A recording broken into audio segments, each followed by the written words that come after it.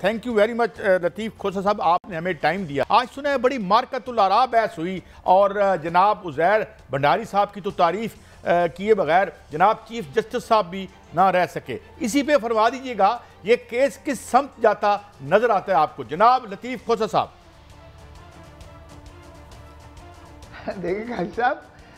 Chief justice صاحب نے جو ہے اچھی بات کی کہ فل کورٹ بٹھا دی، چونکہ ہم نے پہلے دیکھا کہ محترم سابقہ چیف جسٹس عمر عطا بندیال صاحب کے ہوتے ہوئے یہ بہت زیادہ متنازع بات رہی کہ یہ جو ہے 9-6 ہے، 6-4 ہے، 4-3 ہے، 3-2 ہے، یہ سارا مذاق بنتا رہا، اور جس وجہ سے نہ صرف سپریم کورٹ عدلیہ کمزور ہوئی بلکہ فیصلوں پر عمل درآمد بھی نہ ہو سکا، اور وہ ایک قسم کا مذاق سا بن گیا تھا. تو بہت اچھی بات ہے کہ فل کورٹ بٹھا دی، اور اس سے بہتر بات یہ ہوئی کہ اس کو جو ہے اوپن اور لائیو دکھانا شروع کر دیا. اس کی قباحتیں تو اپنی جگہ پر ہیں کہ جج صاحبان 80% وقت پر وہ خود باتیں کرتے رہے، اور 20% جو ہے وہ صرف وکلاء کو بات کرنا دی گئی وقت کی. کیونکہ جب ہم نے کم از کم وکالت میں جوائن کیا تھا، وکالت کا پیشہ اپنایا تھا، تو ہمیں یہ سکھایا گیا تھا کہ وکیل کو فیس دی جاتی ہے بولنے کی، اور جج کو تنخواہ دی جاتی ہے سننے کی اور فیصلہ کرنے کی. اب یہاں ریورس ہو گیا ہے، جج صاحبان بولتے ہیں اور وکیل بیچارہ مجبور ہو کے سن رہا ہوتا ہے. تو ظاہر ہے کہ تھوڑا سا جو ہے اگر یہ اس طرح سے ہوا تو پھر سٹریم لائن خود بخود ہو جائے گا، اور لامحالہ جب تک آپ وکیل صاحب کو بولنے نہیں دیں گے، اس نے جس انداز سے اپنی تیاری کی ہے، جس طرح اس نے ٹیبولیٹ کیے ہیں، فارمولیشنز کی ہیں، جتنا اس نے کیا ہے، جب تک آپ اس کو جو ہے فری فلو نہیں دیں گے تو ظاہر ہے کہ اگر ایک سوال ایک سائڈ سے آئے گا اور دوسرا سوال، ہم تو دیکھتے ہیں جج صاحب نے کس طرح سے سوال کیا ہے، اور وہ کہتے ہیں کہ بھائی میں نے سوال کیا ہے. ایک ادھر سے کرتے ہیں 15 جج صاحبان اگر اس طرح سے پوری لائن رو میں بیٹھے ہوئے ہیں تو بڑا مشکل ہو جاتا ہے وکیل کے لیے جج صاحبان کو ایون ٹریس کرنے کے لیے کہ کن جج صاحبان نے سوال کیے ہیں. تو یہ تھوڑا سا میرے خیال میں یہ ان کو خود بھی سٹریم لائن کرنا پڑے گا جج صاحبان کو، کہ وہ اگر ضرور فیصلے کریں، کیونکہ یہ انکویزیٹوریل بھی ہوتے ہیں جج صاحبان، جو ان کے ذہن میں آ رہے ہوتے ہیں معاملات وہ پوچھنا چاہتے ہیں، وضاحت کرنا چاہتے ہیں، اسی سے آگے بڑھتی ہے بات، اور جو ہے ظاہر ہے کہ فیصلہ کرنے میں بھی ان کو آسانی ہوتی ہے جب ان کی تشفی اور تسلی ہو جاتی ہے. دیکھیں اس میں تو صرف 8 شکیں ہیں، یعنی یہ ایکٹ جو ہے practice and procedure, supreme court practice and procedure act کا جو ہے، اس میں 8 صرف سیکشنز ہیں. 8 سیکشنز میں یار کتنی دیر لگتی ہے؟ باہر کے اچھی بات ہے سبھی اپنا اپنا جو ہے نظریہ کر رہے ہیں. دیکھیں بار کی یہ ہماری خواہش تھی کہ آرٹیکل 184(3) میں جب سو موٹو لیا جاتا ہے، اور جسٹس افتخار محمد چودھری صاحب چیف جسٹس کے بارے میں بھی وقت میں بھی بہت زیادہ سو موٹو کا استعمال ہوا. جسٹس ثاقب نثار صاحب کے چیف جسٹس ہوتے ہوئے بھی سو موٹو کا بے دریغ استعمال ہوا، اور جسٹس آصف کھوسا نے تو بند کر دیا تھا because he wanted to go absolutely by the book professional. البتہ جسٹس سابقہ جسٹس جو ہے اپنا ان کے ہوتے ہوئے صرف ایک انہوں نے لیا، لیکن وہ بھی بندیال صاحب، لیکن وہ بھی اتنا متنازع ہوا کہ سارا آج تک اسی کے محور، اسی کے گرد جو ہے ہماری سیاست بھمر میں پڑ گئی ہے. تو بہرکیف اچھی بات ہے کہ اس کو چلیں سٹریم لائن ہو. ہم چاہتے تھے کہ آرٹیکل 184(3) میں ایک ترمیم ہو اور اس میں اپیل کا حق دیا جائے،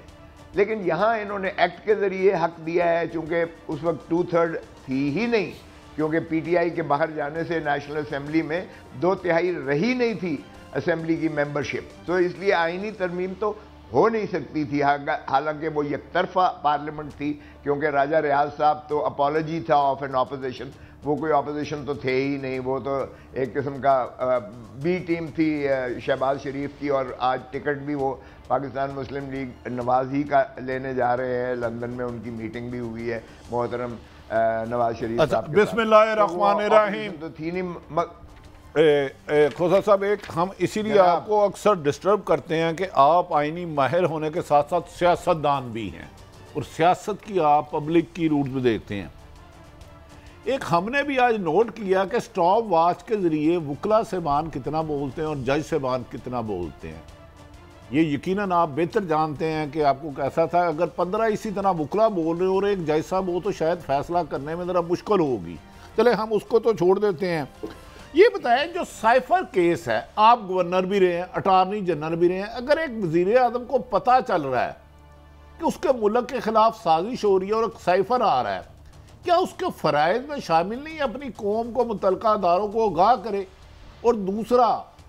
کہا جا رہا ہے کہ عمران خان صاحب کی زندگی کو خطرہ ہے، جیل میں خدا نہ خواستہ کوئی ایسی چیز دے سکتی ہے. کیا سابق وزیر اعظموں پہ ایسے مقدمہ درج ہونے چاہیے آئینی ماہر ہونے کے ناطے بھی اور سیاستدان ہونے کے ناطے بھی، کہ اگر آپ گورنر ہیں تو آپ کی بھی بڑی ذمہ داریاں تھیں؟ دیکھیں بھٹی صاحب، پہلے میں سائفر کی بات آپ کو عرض کرتا چلوں. یہ سائفر کی وہی مماثلت ہے جو شہید ذوالفقار علی بھٹو کو ہینری کسنگر نے جب دھمکی دی تھی، دھمکی آمیز، اور اس نے کہا تھا کہ تم ایٹم بام بنانا بھٹو بند کر دو وگرنہ تمہیں عبرت کا نشان بنا دیں گے. We will make an example out of you. تو ہم نے یعنی، اور وہ راجہ بازار میں بھٹو صاحب نے وہ لہرایا تھا کہ یہ دیکھیں مجھے ہینری کسنگر نے دھمکی دی اور قوم کو اعتماد میں لیا تھا، اور پھر اسمبلی میں بھی یہ بات کی تھی. تو لیکن ہم نے ہینری کسنگر کا تو کچھ نہ کیا، چونکہ وہ امریکہ بادشاہ ہے، ہم غلام ہیں، ظاہر ہے. تو ہم نے جو ہے بھٹو صاحب کو اپنا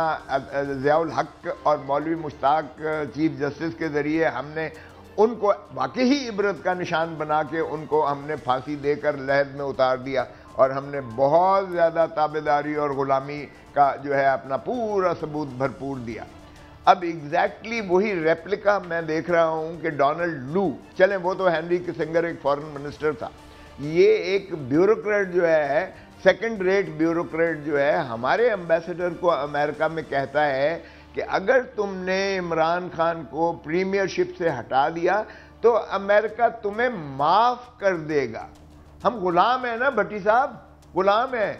اس لیے ڈونلڈ لو کا ہم نے حکم نامے کو عمل کیا، سلام کر کے ہم نے پرائم منسٹر عمران خان کو چلتا کیا. لیکن ہم نے کہا غلامی کی یہی عذاب نہیں ہے. ہم نے ان کو پنجرے میں ڈال کے، یعنی جیل میں ڈال کے، ہم نے وہ تصویریں بھی ڈونلڈ لو کو اور امریکہ کو بھیج دیں کہ جناب ہم اس قدر وفادار ہیں. دیکھیں بھٹی صاحب، یہ 25 کروڑ عوام کی غیرت اور حمیت اسی چیز کی متقاضی ہے کہ پرائم منسٹر کو یہ قوم کو بتانا چاہیے تھا کہ ایک امریکہ کا جو بیوروکریٹ ہے میرے امبیسڈر کو، پاکستان کے امبیسڈر کو یہ دھمکی دے رہا ہے. اور دیکھیں یہ صرف عمران خان کا نظریہ نہیں ہے، یہ نیشنل سیکیورٹی کاؤنسل کی میٹنگ ہوتی ہے جس میں اس وقت prime minister Imran Khan, foreign minister, defence minister اور چاروں افواج پاکستان کے سارے سربراہان موجود ہیں، اور وہ کہتے ہیں یہ بلیٹنٹ انٹرفیئرنس ہے into the affairs of Pakistan, یعنی پاکستان کے اندرونی معاملے میں یہ معاملات میں شدید مداخلت ہے. اور ایک سٹرانگ ڈیماش لکھا جائے، ایک سخت اس کا جو ہے تنبیہ کی جائے اسے ڈونلڈ لو کو. اچھا پھر یہی نہیں ہے، اب چلے نکال دیا. اس کے بعد شہباز شریف صاحب وزیر اعظم آ گئے. محترم شہباز شریف صاحب نے پھر نیشنل سیکیورٹی کاؤنسل کی میٹنگ بلائی. اس میں پاکستانی امبیسڈر مجید کو بلایا گیا، اس کو دکھایا گیا. اس نے کہا ہاں جی یہ بالکل جو ہے یہ سائفر ٹھیک ہے، میں نے بھیجا تھا. اس کا چونکہ سائفر تو فارن منسٹری میں وہ کوڈڈ ورڈز میں ہوتا ہے، اس کا آپ ٹرانسکرپٹ بناتے ہو، ڈی کوڈ کر کے ٹرانسکرپٹ بناتے ہو. سائفر وہیں موجود ہے، سائفر موجود ہے اس لیے کہ وہ کوڈیفائیڈ اس میں ہوتا ہے، لیکن اس کا ٹرانسکرپٹ جو ہے کابینہ میں دیا گیا نیشنل. پھر نیشنل سیکیورٹی کاؤنسل جس میں سربراہان سارے موجود تھے، خواجہ آصف موجود تھے ڈیفنس منسٹر کے طور پر، پرائم منسٹر شہباز شریف صاحب موجود تھے اور کابینہ. پھر کنفرم کیا گیا انہوں نے کہ واقعی یہ پاکستان کے اندرونی معاملات میں مداخلت ہے. ہاں البتہ جب شہباز شریف نے نیشنل اسمبلی میں تقریر کی تو اس نے کہا جی یہ تو تصدیقاً ہے کہ اس نے مداخلت کی ہے اور یہ باتیں کی ہیں، لیکن یہ سازش نہیں ہے. عمران خان کو نکالا ہم نے نو کانفیڈنس کے ذریعے، یہ امریکہ کی سازش پہ ہم نے نہیں نکالا، اتنا فرق تھا۔ یہ تو آپ کا سیاسی بیانیہ بھٹی صاحب ہو سکتا ہے، لیکن حقیقت یہ ہے کہ ہماری غیرت اور حمیت، اور ہم ایک ایٹامک پاور ہے، چھٹی بڑی فوج ہمارے پاس دنیا کی موجود ہے، پاکستان ایک خود مختار ریاست ہے، کیا یہی خود مختاری کا تقاضا ہے؟ اور پرائم منسٹر کا اوتھ دیکھیں بھٹی صاحب، جو حلف اٹھاتا ہے اس حلف میں کہتا ہے کہ جو بھی معاملات میرے پاس آئیں گے میں، یعنی پاکستان کا پرائم منسٹر کو واحد یہ اختیار ہے، باقی سارے آپ حلف دیکھ لیں ان میں نہیں ہے۔ Prime minister as a chief executive, as a leader of the house in the national assembly, اس کو یہ اختیار آئین نے دیا ہے کہ وہ اگر کوئی چیز قوم کی مفاد میں سمجھتا ہے، ملک کی مفاد میں سمجھتا ہے، تو وہ قوم اور ملک کو، وہ سیکرٹ بات بھی ہو تو وہ اس میں ان کو کانفیڈنس میں لے سکتا ہے، ان کو اچھا کھوسا صاحب، آپ کیا سمجھتے ہیں جیسے ہم نے ذوالفقار علی بھٹو جیسے مقبول ترین لیڈر کو غلامی کی وجہ سے کھو دیا، کیا آپ اسی سازش جہاں ان کی تصویریں عمران خان کی بھیجی جا رہی ہے، کیا یہ کیس بنتا بھی ہے کہ نہیں بنتا؟ اور مسلم لیگ نون کے لوگ شرط لگا رہے ہیں کہ اس میں عمران خان صاحب کو سزا ہوگی، آپ آئینی ماہر کے طور پہ بتائیں کیا سزا ہو سکتی ہے؟ اور خدا نہ خواستہ ذوالفقار علی بھٹو والی ہسٹری تو نہیں دہرائی جا سکتی؟ بھٹی صاحب ایک بات تو یہ ہے کہ آپ نے بالکل صحیح مماثلت کی ہے، وہی ضیاء الحق ہے، وہی ضیاء الحق کی باقیات ہیں اس وقت بھی وہی ضیاء الحق کی باقیات ہیں۔ یہ پی ڈی ایم کی حکومت کا تسلسل ہے، یہ چیئر ٹیکرز ہیں، کیئر ٹیکر نہیں ہے، معاف کیجئے گا۔ اگر فواد احمد فواد اس میں موجود ہے، اگر احد چیمہ موجود ہے، اگر ڈاکٹر عسکری موجود ہے، تو یہ سارے وہی لوگ ہیں جو پاکستان مسلم لیگ نواز کے ماشاءاللہ بہت زیادہ چہیتے اور کرتے دھرتے موجود تھے۔ سو یہ تسلسل تو وہی ہے ضیاء الحق کی باقیات کا، چاہتے بھی یہ وہی ہیں۔ فرق یہ ہے بھٹی صاحب کہ اس میں سزائے موت نہیں ہو سکتی ہے، وہ بھٹو کو تو انہوں نے اس میں سزائے موت دی تھی،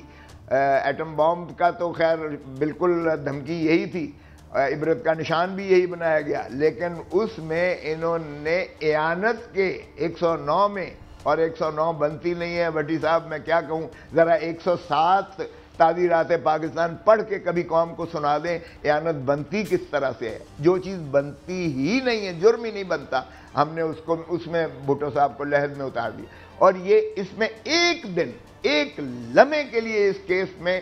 محترم عمران خان کو جیل میں رکھنا، یہ اس قوم کے ساتھ زیادتی ہے، یہ 25 کروڑ عوام کی حمیت اور غیرت کو للکارنے کے مترادف ہے۔ شرم آنی چاہیے جنہوں نے بھی اسے اس کیس میں اندر رکھا ہوا ہے۔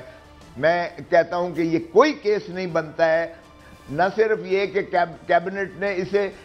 ڈی کلاسیفائی کر دیا تھا، یعنی ڈی کلاسیفائی بھی کر دیا تھا کہ یہ سیکرٹ نہیں ہے ڈاکیومنٹ، لیکن بھٹی صاحب میں آپ سے سوال کرتا ہوں، مجھے بتائیں کہ اس کے مندرجات سارے لے لیں، کیا اس سے کوئی قومی ہماری نیشنل سیکیورٹی خطرے میں پڑتی ہے؟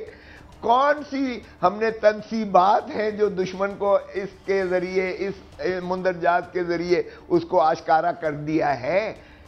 کون سا پاکستان کا آفیشیل سیکریسی ایکٹ کا دفعہ مجروح ہو رہا ہے یا اس میں آ رہا ہے؟ دیکھیں 1923